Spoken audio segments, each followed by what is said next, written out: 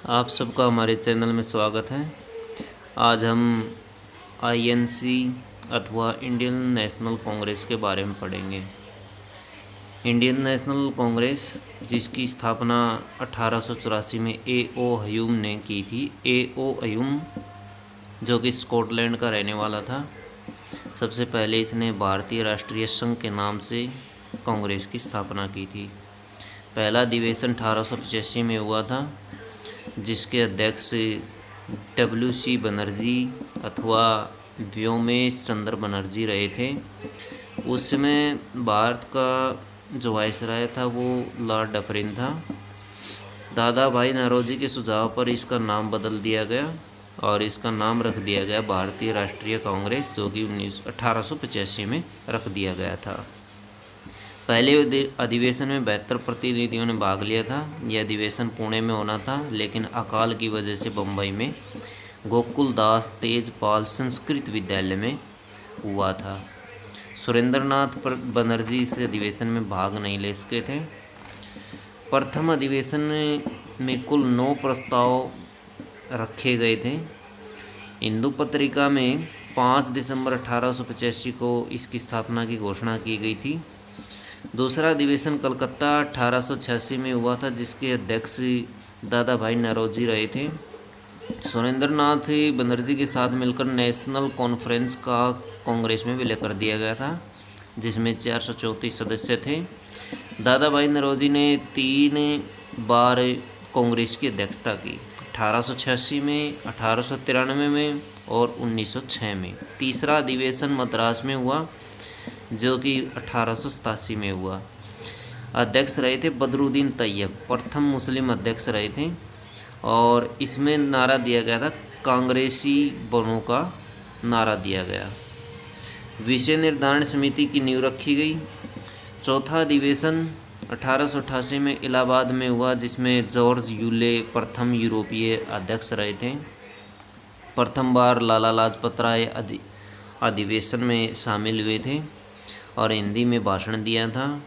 चौथा अधिवेशन काफ़ी महत्वपूर्ण रहा, जिसमें लाला लाजपत राय ने इसकी अध्यक्षता की थी और हिंदी में भाषण दिया था। लॉर्ड डफरिन ने इसमें कहा था, कांग्रेस उस वर्ग का प्रतिनिधित्व करती है जिसकी संख्या सूक्ष्म है। उसी समय विपिन चंद्र पाल ने भी कुछ शब्द कहे थे, कांग्रेस याचना संस्था है। अश्वनी कुमार दत्त के विचार थे, 3 दिनों का तमाशा कांग्रेस को कहा था अश्वनी कुमार दत्त ने। 5वां अधिवेशन बम्बई में हुआ, जो कि 1889 में हुआ। इसमें 21 वर्षीय मताधिकार पारित किया गया था। लंदन में एक संस्था ब्रिटिश इंडिया कमेटी का गठन हुआ, जिसके संपादक विलियम डिम्बी थे। छठा अधिवेशन कलकत्ता 1890 में हुआ। 7वां अधिवेशन नागपुर 1891 में हुआ। 8वां अधिवेशन 1892 में हुआ, जिसके अध्यक्ष थे डब्ल्यू.सी. बनर्जी। यह इंग्लैंड में प्रस्तावित था, लेकिन किसी कारणवश वहाँ नहीं हो सका। 9वां अधिवेशन इम्पोर्टेंट है, ये एग्जाम पॉइंट ऑफ व्यू से, लाहौर में हुआ 1893 में। दादा भाई नौरोजी ने इसकी अध्यक्षता की थी। इस अधिवेशन में सिविल सेवा परीक्षा भारत में करवाने की मांग की गई थी। 10वां अधिवेशन मद्रास 1894 में हुआ। 11वां अधिवेशन पूना 1895 में हुआ। और 12वां अधिवेशन, जो कि इम्पोर्टेंट है, कलकत्ता में हुआ 1896 में। रहीमतुल्ला सयानी इसके अध्यक्ष थे। पहली बार वंदे मातरम इस अधिवेशन में गाया गया था। दादा भाई नौरोजी ने धन बहिर्गमन सिद्धांत को भी स्वीकारा था इसी अधिवेशन में। 17वां कलकत्ता 1901 में हुआ, जिसमें महात्मा गांधी पहली बार ईसा बने थे और इसकी अध्यक्षता दिनशा एडुल्वी वाचा ने की थी। 20वां अधिवेशन बम्बई में हुआ था, जो कि 1904 में हुआ था। सर हेनरी कॉटन अध्यक्ष थे और मोहम्मद अली जिन्ना पहली बार इसमें भाग लिया, मोहम्मद अली जिन्ना ने। 21वां अधिवेशन वाराणसी में हुआ 1905 में। अध्यक्ष थे गोपाल कृष्ण गोखले। स्वदेशी आंदोलन को समर्थन दिया गया। स्वदेशी आंदोलन, जो कि 1905 में करजन ने बंगाल विभाजन कर दिया था, उसके लिए चलाया गया था। गोखले को विपक्ष का नेता की उपाधि दी गई थी इसी अधिवेशन में। 22वां अधिवेशन कलकत्ता में हुआ था 1906 में। अध्यक्ष थे दादा भाई नौरोजी जिन्ना। इस अधिवेशन में दादा भाई नौरोजी के साथ सचिव के रूप में रहे और नौरोजी द्वारा स्वराज शब्द का पहली बार प्रयोग इसी अधिवेशन में किया गया था। 23वां अधिवेशन सूरत में हुआ था 1907 में। रास बिहारी बोस इसमें अध्यक्ष थे और कांग्रेस का नरम दल गरम दल में विभाजन हो गया था। 26वां अधिवेशन कलकत्ता में 1911 में हुआ था। बिशन नारायण धर अध्यक्ष इसमें रहे थे। राष्ट्रगान 27 दिसंबर 1911 में पहली बार इसी अधिवेशन में गाया गया था। सर्वप्रथम तत्वबोधिनी पत्रिका में 1912 में भारत भाग्य विधाता शीर्षक से प्रकाशित हुई थी। 27वां अधिवेशन बांकीपुर 1912 में हुआ था। 31वां अधिवेशन 1916 में हुआ था। अध्यक्ष थे अंबिका चरण मजूमदार। ये इम्पोर्टेंट है अधिवेशन 31वां, जिसमें नरम दल गरम दल कांग्रेस के साथ समझौते में एक साथ आ गए थे। तिलक और एनी बेसेंट ने इसकी भूमिका निभाई थी। तिलक और जिन्ना के सहयोग से ही कांग्रेस और मुस्लिम लीग भी इसमें शामिल हो गई थी, अथवा मुस्लिम लीग और कांग्रेस का भी समझौता हो गया था, जिसको लखनऊ समझौता और लखनऊ पैक्ट के नाम से जाना जाता है। मुस्लिम लीग की पृथक निर्वाचन मंडल की भी मांग की गई थी यहाँ पर, लेकिन मदन मोहन मालवीय ने इसका विरोध कर दिया था। तिलक ने इसी अधिवेशन में कहा था कि स्वराज मेरा जन्मसिद्ध अधिकार है। कांग्रेस ने मोर्ले मिंटो सुधार को स्वीकृति दी थी। 32वां अधिवेशन जो कि 1917 में कलकत्ता में हुआ था। एनी बेसेंट इसकी प्रथम विदेशी महिला अध्यक्ष थी। तिरंगे झंडे को इसी अधिवेशन में बनाया गया था। 33वां अधिवेशन दिल्ली में 1918 में हुआ था, जिसकी अध्यक्षता मदन मोहन मालवीय ने की थी। हिंदी भाषा का प्रयोग पर जोर दिया गया था इस अधिवेशन में, और कांग्रेस का दूसरा विभाजन भी इसी अधिवेशन में हुआ था। पहला अधिवेशन या विशेष अधिवेशन इसी के दौरान बुलाया गया था। मौलिक अधिकारों की मांग की गई थी और रोलेक्ट एक्ट पर विचार विमर्श के लिए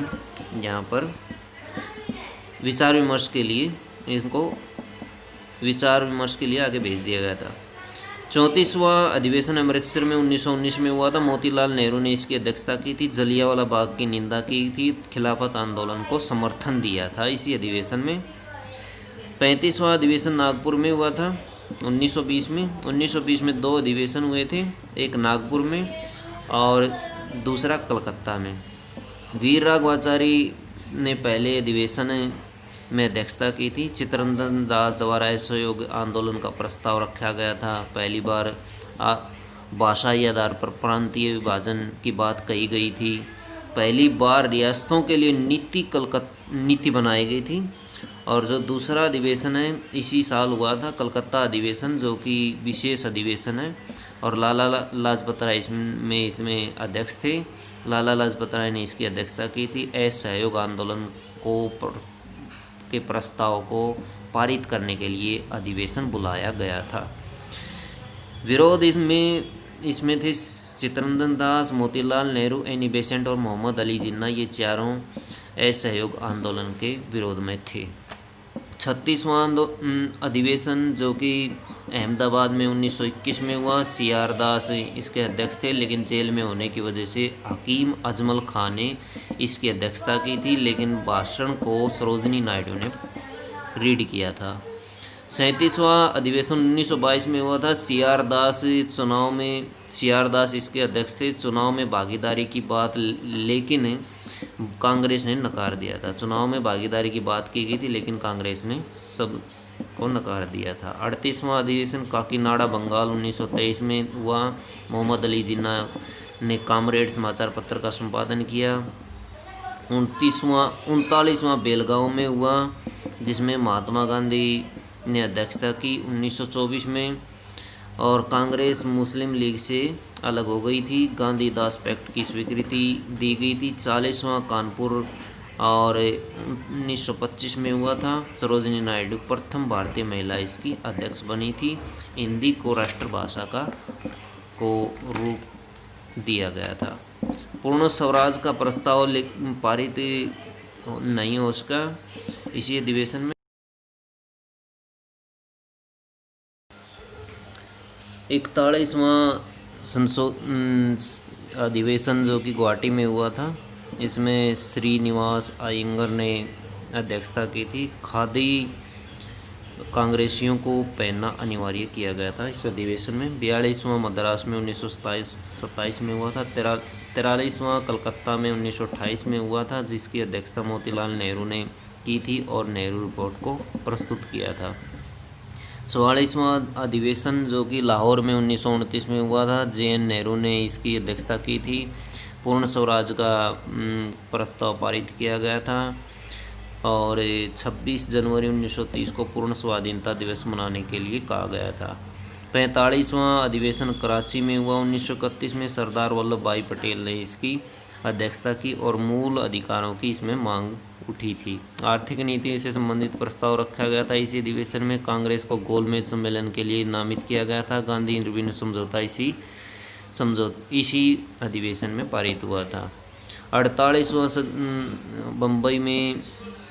बम्बई में 1934 में हुआ। डॉक्टर राजेंद्र प्रसाद इसके अध्यक्ष थे। समाजवादी पार्टी की स्थापना की गई। अखिल भारतीय खादी ग्रामोद्योग की स्थापना की गई। अध्यक्ष गांधी थे।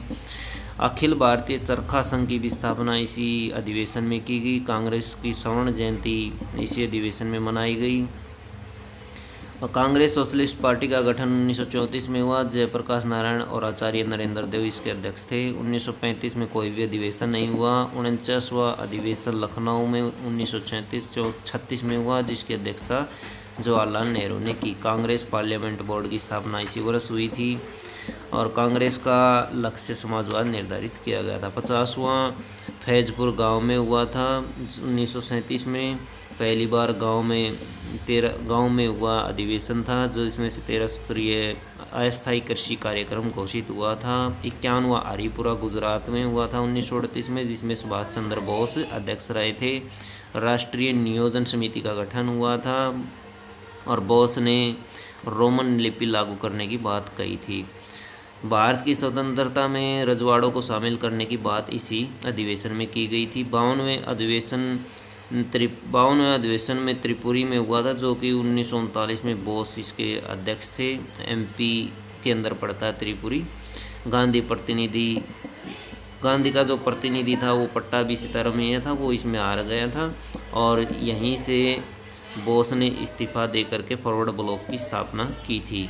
बाद में अध्यक्ष डॉक्टर राजेंद्र प्रसाद को बना दिया गया था। 54वां अधिवेशन जो कि मेरठ में हुआ था 1946 में, ये अंतिम अधिवेशन था। अब लास्ट में हम कुछ शब्दों के बारे में पढ़ेंगे, किसने कांग्रेस के बारे में क्या कहा। अबुल कलाम आज़ाद सबसे लंबे समय तक अध्यक्ष रहे थे, 1940 से लेकर 1945 तक। सबसे पहले करजन ने कांग्रेस के बारे में कहा कि मौत की अंतिम घड़ियां गिन रही है। लाला लाजपत राय ने कांग्रेस के बारे में कहा, कांग्रेस लॉर्ड डफरिन के दिमाग की उपज है। बंकिम चंद्र चटर्जी इसने कांग्रेस के बारे में कहा था कि कांग्रेस के लोग पदों के भूखे हैं, जबकि तिलक ने कहा था कि वर्ष में एक बार टर्राने से कुछ नहीं मिलेगा। इसका जो सिद्धांत दिया गया था कांग्रेस स्थापना का, उसके लिए एक सिद्धांत लिया गया था और वो जो सिद्धांत था सुरक्षा वालों का सिद्धांत। तो सुरक्षा वालों के सिद्धांत पर ये कांग्रेस स्थापना की गई थी। धन्यवाद दोस्तों।